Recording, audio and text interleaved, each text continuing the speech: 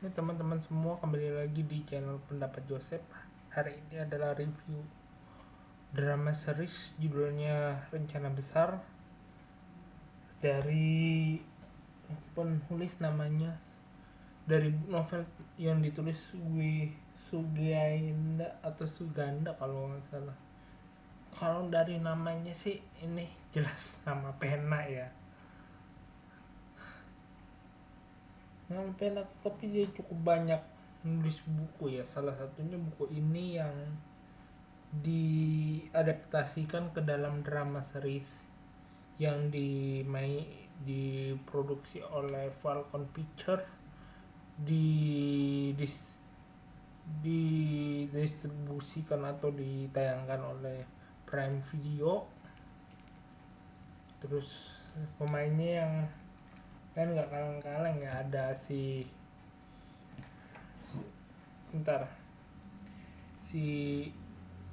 Adipati Dolken jadi Rifat Akbar, ada Amanda Susen yang jadi ada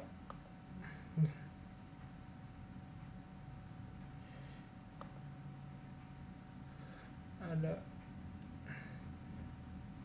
Dwi Sasono, Prisano Sution, Hanggini, Ciko Kurniawan, Arsindo, Bening Suara Nasution, sama Siva Iskak, ada Tengku Rifai,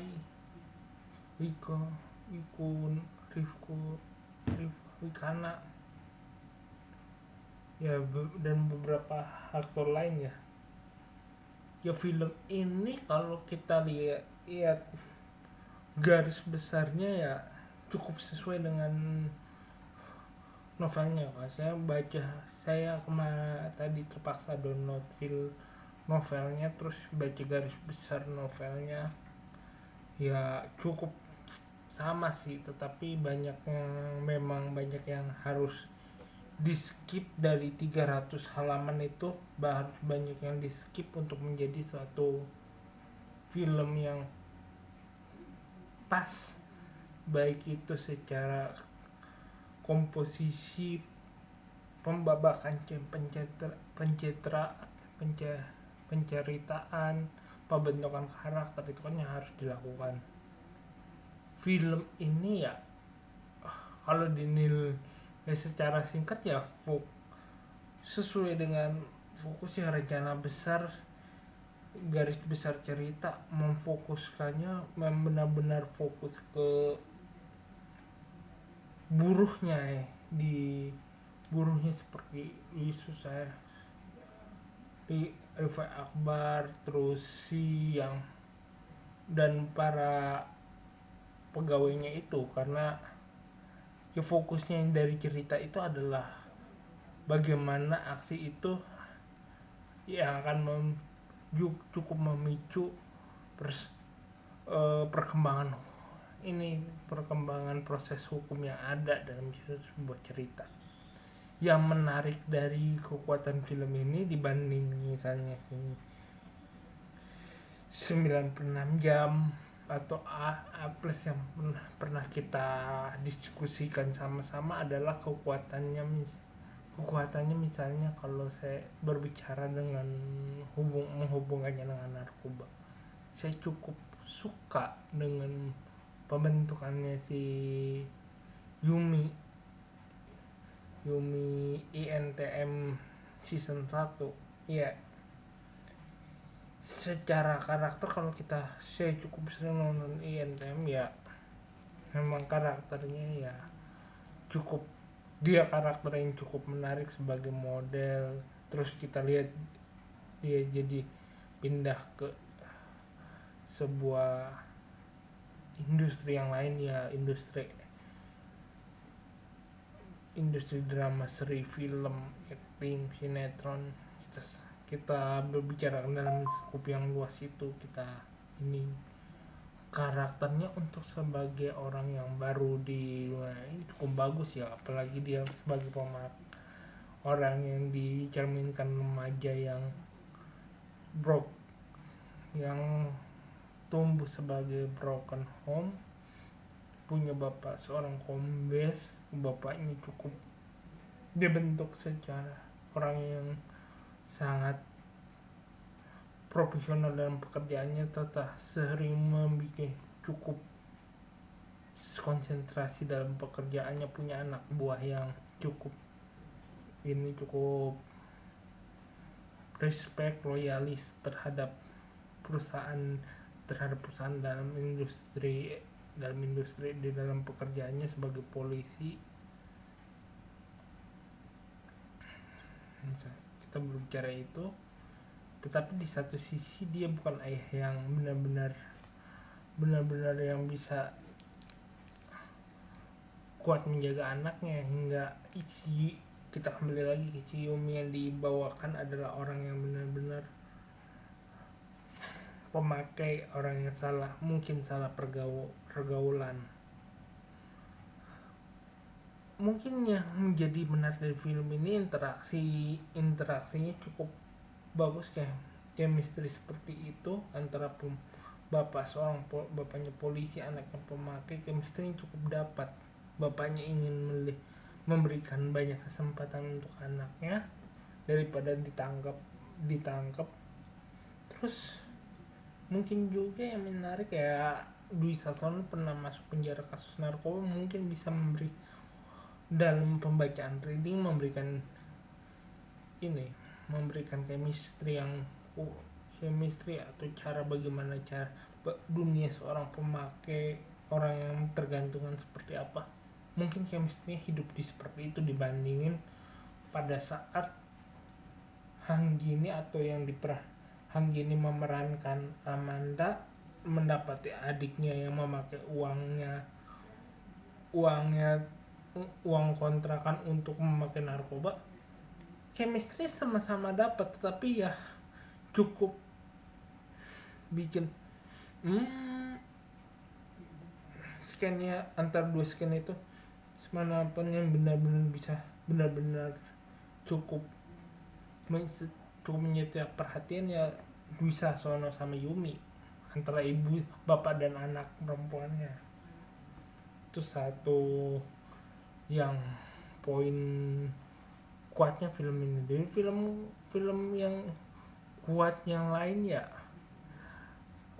berbicara simbol yang paling menurutku cukup bagus. Dia cukup ngomongin kasus misalnya mengarah ke bank, kasus BLBI atau bagaimana menyelesaikan konspirasi terhadap bank yang tidak sehat. Itu yang juga dijelaskannya lebih rapi di film ini,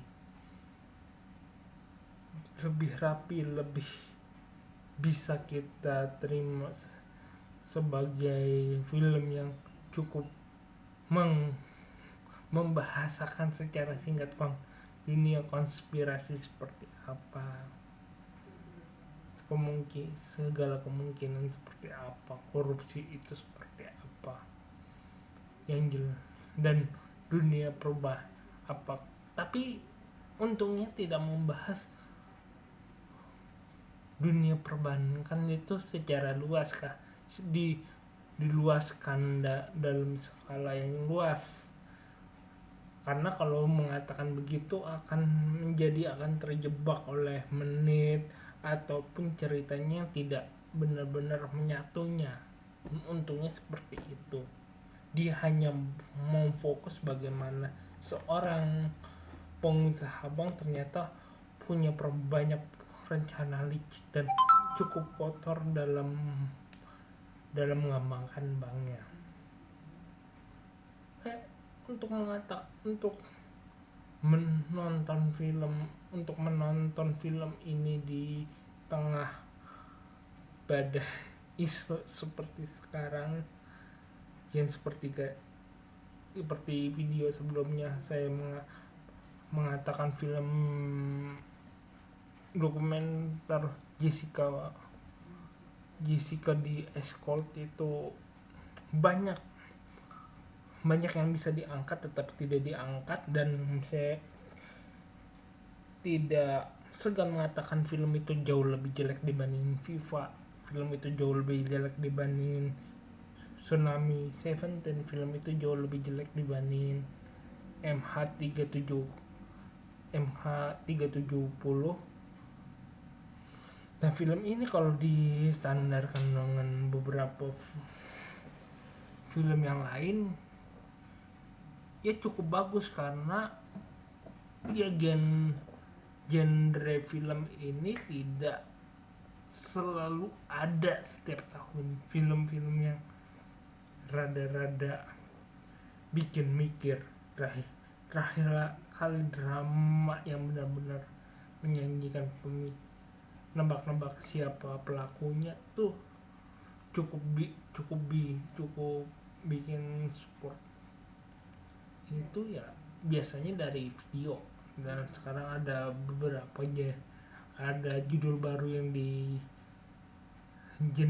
platform lain yang membuat ya drama series akan lebih banyak menawarkan hiburan dan cukup akan menimbulkan persaingan antara bioskop, TV, ataupun platform streaming seperti ini. Jadi cukup rekomendasi untuk ditonton, karena ya filmnya jalan ceritanya sederhana, tidak melebarkan fokus, cukup ya menghubungkan film antara penggelapan uang, korupsi, narkotika.